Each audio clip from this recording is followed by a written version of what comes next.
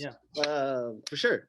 So like yeah, so like I said, I'm from Mexico, like so Acapulco, Guerrero. So There that's you like go. down by southern Mexico.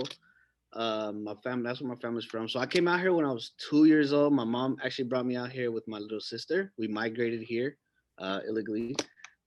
So yeah, so I'm currently like a DACA recipient, so I've been like undocumented most of my entire life, and I had like half of, like my college career as well. So yeah, like now I'm just like a science teacher, and growing up in like Sacramento, I grew up in Del Paso Heights, like, and I actually went to school in Grant. Yep. Some things happened, and I ended up going like to Natomas High School my sophomore year, and like yeah, man, from there it just kind of met some cool educators. Well, I met this cool educator who really introduced me to kind of sparked something like in me to want to pursue education or at least do something a little bit more. Yeah. Um, yeah, so that's something that like I really am thankful for her for sure. That's cool, man. And I know that's when I met you because I'm a teacher as well, and that's when I met you. Hmm. You were able to come and talk to one of my groups, one of my group of students, and I was like, man, I always like people that put themselves out there to tell their story, and like you say, you're a DACA recipient, so you've obviously lived with something that other people don't. So you came at 2 years old, you grew up here.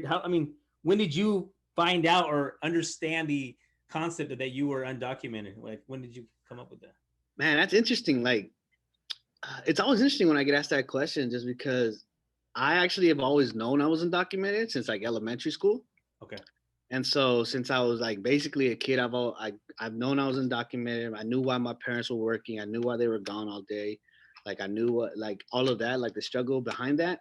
So since I was a kid, I like actually it was probably like third grade or something where like I just knew that I was not from here and knew that like yeah that I was very different from like other folks, right?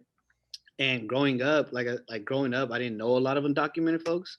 I was always very verbal about it since like middle school, high school. I was like, yeah, man, like I wasn't born here. I'm undocumented, like, and so so I was always very like vocal about it. Kind of almost proud of it. Like to be honest with you, it's kind of Okay. cool. Like I mean, I kind of take pride in it to be completely honest with you. And so yeah, after that, like it's kind of like that. Really, I found a way to like empower me rather than like make it seem like oh like I'm just an undocumented folk. Like nah, man, like that also means like you don't belong to a state, right? Like you don't belong to a country. Like you can look at it any way you want.